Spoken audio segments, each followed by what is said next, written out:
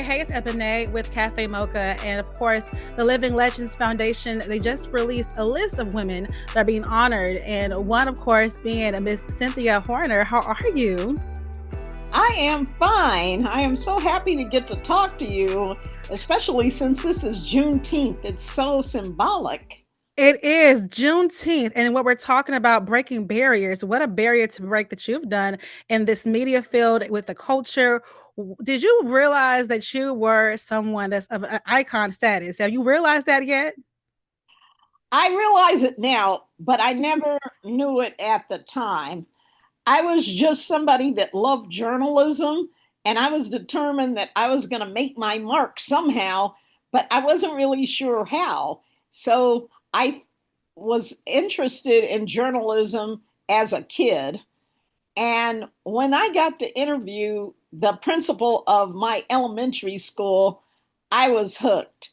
Prior to that, I was watching different journalists on television shows that came on at night, the newscasters. But then when I got my opportunity to interview someone, and the principal said I did a great job, I was 11 years old. I was psyched. I said, I have to do this for the rest of my life. And I actually have. It's funny being 11 years old and of course interviewing now, of course, later interviewing bigger artists, bigger people, just doing all of that. Tell me, can you share with me your process? How do you prepare for an interview? What is your go-to way to prepare? I'm sorry, I couldn't hear you. What was my go to? Yes, what is your process when it comes to interviewing artists and of course setting yourself up, getting it together? What is your process? On a daily basis or just in general? Let's go in general. Let's go in general. What's your process? How do you do it? Um, it's just in my blood. It's second nature. Now, sometimes I do get butterflies in my stomach because sometimes, even though I know how to handle myself with the interviews, sometimes I am not totally sure how the subject is going to perceive everything. So, what I do is I make sure that I have some questions that are written out. I don't necessarily go by the questions that I have, but I do have some prepared. And what I do is I go on the internet and I do some research about the person. And then I try to pick out some fun facts. And they're always taken totally off guard. They're saying, how'd you know that about me? And I'm like, I'm magic. But Right.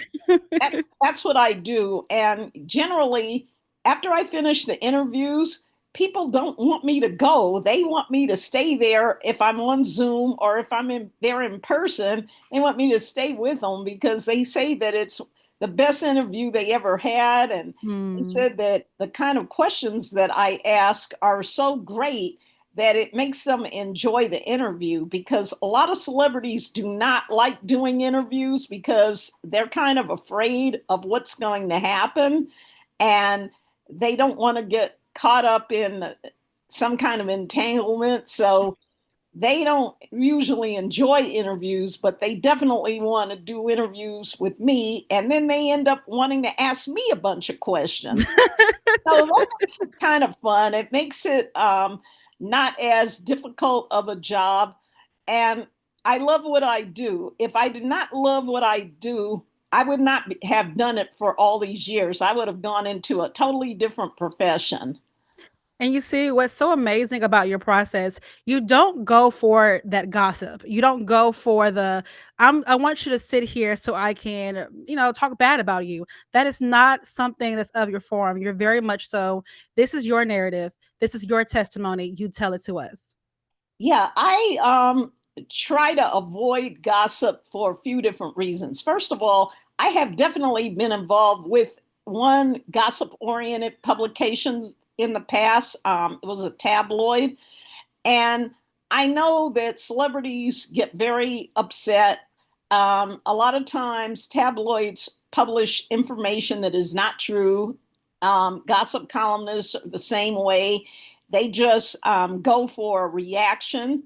But I am a very sympathetic person, and I want to make sure that celebrities feel comfortable. I want them to feel that they have a safe space with Right On Magazine.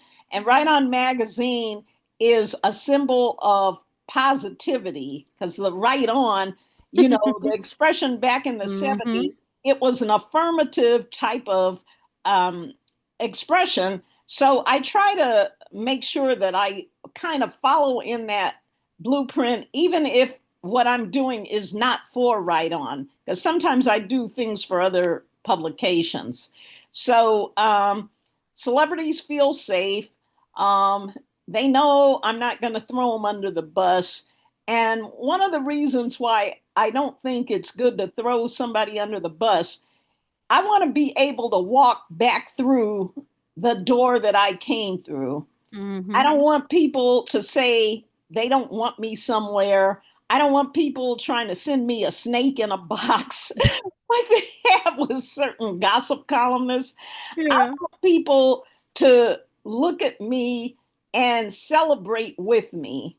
So that is very important to me.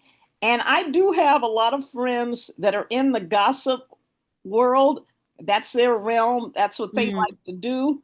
But a lot of them have regretted some of the interviews that they've done because they've made a lot of enemies. And it's mm. not that deep. You don't need to go in on people and tear them apart.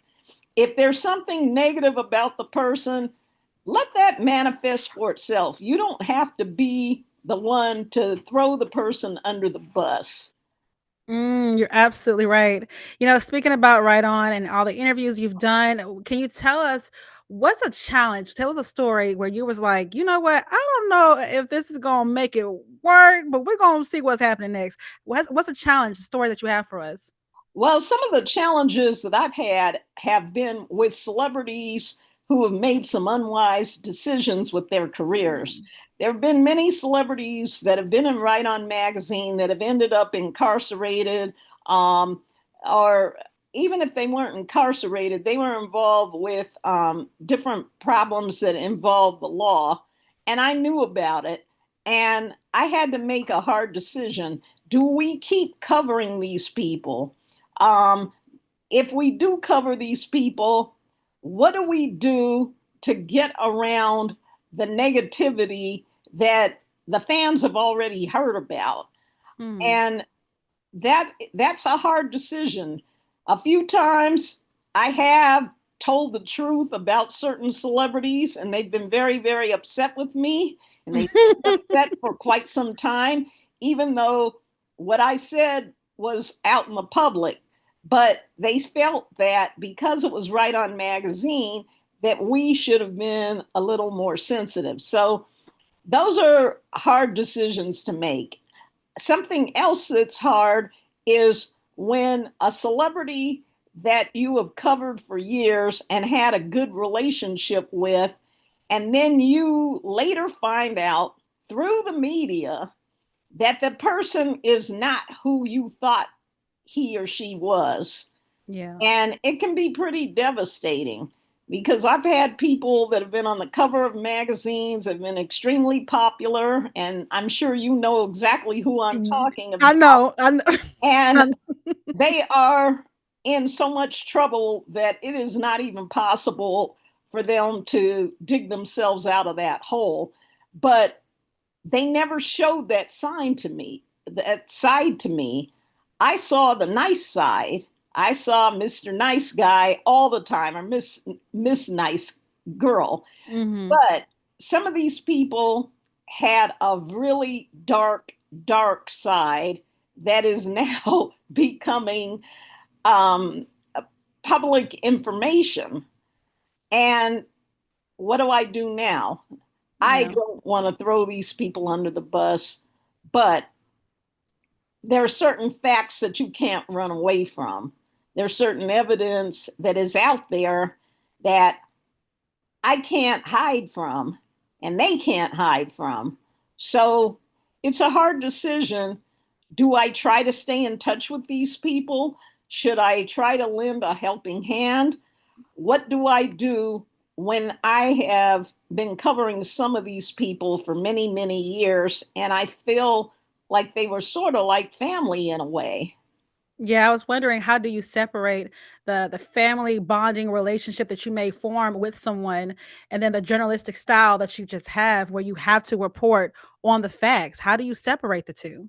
Well, I am a journalist. I went to school for it. I have a degree in journalism, so I have studied ethics. I've studied the law of communication, and I just have to make sure that I keep my reporter hat on Mm. and not just give in to my feelings and say, "Oh, he was such a sweet guy. He was just so wonderful," because everyone's not really wonderful, but they want you to think that they are so that they can get the kind of coverage that they're looking for. That's true. Well, what's some advice that you can give to someone like myself? Because, like I told you, I'm trying to not fangirl talking to you. What's some advice you have for someone that is interested in this field, want to get into it, has some fears? What's your advice for them? Okay, the first advice that I'd love to give is be as professional as possible. Because if you are going into the entertainment industry, you will be dealing with people who are not professional and they try to take advantage of different situations, especially when you're a female. Um, you don't date these people, don't go to their homes, don't go anywhere where there are not other people that can extricate you from any um, problem or situation that you might get into. See, I never had some of the problems that you might have read about with different other female journalists that Mhm. claim they were assaulted or, disrespected or whatever. I never put myself in those situations. Now, I know sometimes you're not totally sure where a situation is leading. You assume that some of these entertainers or their handlers or other people that may work with them are going to be looking out for you. But you cannot take that kind of chance. You have to look out for yourself because you don't really know these people. You know what they want you to know, and they could be really bad people, or Mhm. they may not be that bad, but they can put you in a bad situation. So you have to protect yourself and you have to be very watchful and pay close attention to any conversation you're having. And don't fall for the flattery, because the same line that they'll use on you saying, "Oh, you're gorgeous, you're this, that," do you realize how many people they say that same thing to the Mhm. exact same way? It could be thousands, it could be hundreds of thousands, actually. So if somebody tries to flatter you a lot and everything, you can just smile, say thank you, and keep it moving. So that's a big piece of advice. And if they offer you rides home, do not accept these rides because you may not end up going where No. you're supposed to Amen. go. If Amen. someone wants to offer you a voucher to use an Uber or something like that, that's fine because it'll be you in the car, but not, don't go places with these people. Another thing is to do your research. If you're going to be doing interviews, do your homework, because there are a lot of times where people are asking a celebrity or the subject matter a question, and if they had just done even a smidgen of research, they would have known what the answer was, or they might, you might offend people by asking them some crazy question that where they would assume that you should have already known the answer. Mhm. So that's important. Also, clothing. Dress appropriately when you're doing these interviews, because they're not going to take you seriously if you show up in clothes like you're going to a club, like Oh, super no. tight fitting and that kind of thing. They will look at you as a video hoe instead of a reporter. You want to be seen as a reporter. You don't Right. seem like somebody that they would meet at a strip club or something like that. And that's a mistake that I see a lot of people making, because it's tempting when you're really thin and you can squeeze into some of these really cute short outfits. Mhm. But you wear those when you're going out on a date with one of your friends. Don't wear that kind of stuff around these celebrities, because it's a distraction. And even if the celebrities treat you with respect, they always have these entourages, and the entourages don't have the same kind of ethic. They're not the stars, so they'll treat people the way they want. They'll talk to them the way they want to. And see, I've never ever had that problem at all, because I always made sure that I dress appropriately, like maybe maybe a little too appropriately, because like sometimes I dress like uh, kind of like a kid in a way, but it has saved me over the years, and I save my more interesting, provocative outfits around my husband or in a different social setting. So Yes, that's ma'am. important. And also, if you have the opportunity to go to school so that you can learn. Because I have a degree in journalism and Spanish. The Spanish I haven't had to use that much except when I get my hair done. But um, when you go to school, even if it's not like some really expensive schools, if you can get into some programs just so that you can learn about all the new trends, like learn about AI, learn about editing videos, learn all these different skills, because they're kind of needed now. When I started out in the business, there was no internet, there was nothing Mm-mm. but a typewriter, not even computers, typewriters and tape recorders. But now technology has changed, so we all have to change with the times. So that's very, very important to know too. So those are my basic pieces of advice. I could talk to you all day and tell you more advice, but I just wanted to get to the basics. And I feel that it's an honor for people to admire me. I don't take that lightly. I smile whenever I get emails, or somebody's always reaching out to me on Facebook and they'll say, "Oh, hi, Miss Horner, you're a legend, you're this." But I'm Cynthia Horner Harris, because I'm married to Ken Harris. He is a photographer, and he goes by the name Ken the photographer. Oh, When he okay. cooks for me, he's Ken the chef. So, yeah, and we tell a lot of jokes. We have a lot of fun, and Well, I'm like a big kid. It was said when I got an award by somebody a few years ago, they said that Dick Clark, Don, Don Cornelius, and Cynthia Horner are three of the oldest teenagers in the business. But that was a compliment, because Dick Clark had American Bandstand, and yeah. he was responsible for getting so many artists, especially black artists, on television and giving them some of their exposure where they could break their records. Mhm. So it's actually a compliment. It's a high honor. I think that's a high honor. I would take that. I Yeah. think, And I would go ahead, I'm And I'm sorry. somebody that tells a lot of jokes. In fact, people like Eddie Murphy and Arsenio Hall, I've had them in hysterics, and Kevin Hart.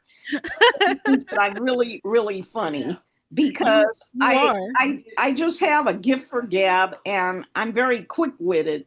So whenever I'm doing these celebrity interviews, I throw a joke or two in, and they just crack up. They just practically fall on the floor laughing.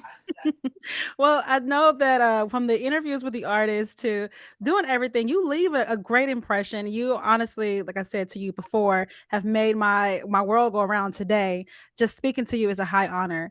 Can you share with us real quick when you look back at your experience in your life with Right On magazine, even when it go into to Spellman, all of that to now, how would you describe your journey? How would you describe this moment, your journey so far in this industry?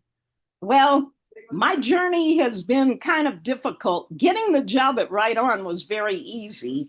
Keeping the job was easy too. But now my family owns Right On and Right On Digital, which is the companion, and that's hard work. I have to make a lot of decisions. I have an internship program through the city of New York. So every summer, I have several interns that work with me. And it's a lot of responsibility trying to teach them and give them guidance. But along the way, I realized that it is important to give back. It is Mm. important to leave a blueprint so that other people can follow it. And it is my honor to know that there's so many people out there that want to be me. A lot of times when I meet people, they say that they used to take pictures of that they saw of me in the magazine, like my editor's photo or whatever, Mhm. and they would pretend that that was who they were. And I actually think that's kind of good because there was a person back in the day that I felt that same way about, and that was Alex Haley, Mm. because he co-authored the autobiography of Malcolm X, and that was the first book that I ever read that was authored by a black person. And I said, one day I want to be like Alex Haley, and one day I would love to meet him. And I actually did get to meet him before he died. Oh, And wow. that was, when I got to shake his hand, just like somebody else would shake a celebrity's hand, I was just in awe because I said, you did that book and then you authored Roots. It took you 12 years to get the book written, but you did. And now everybody knows that they can look up their ancestors, trace their roots all the way back to Africa because of Alex Haley. Well, So, as you shook his hand, it's crazy. You shook his hand and you're like, "This is a moment for me now. It's the right, moment for right. us." Right. And over the years, it has been my honor to meet so many people that were like heroes to me, heroes and sheroes, like Diana Ross. I always wanted to be like Diana Ross when I would see pictures of her in Ebony magazine or see her on TV performing with the Supremes. I like those long gowns and Oh, wigs yes. and everything. And when I got to meet Diana Ross, I told her how much I admired her, and she was so kind and so nice. And then later on in life, I got to meet her daughter, Tracy Ellis Ross, and I told her that I was such a big fan of her mom's. And then she said, "You know what? You kind of resemble her." And I almost fell on the floor. I'm like, "Oh my gosh, I have reached the mountaintop. Somebody feels that I look like Diana Ross." and and for a joke, sometimes I tell people I'm the Diana Ross of journalism because Yes, I if love I have to it. get dressed up, I go all out. I have all kinds of makeup artists I like to work with, so they make sure that I look super glamorous when I go somewhere important.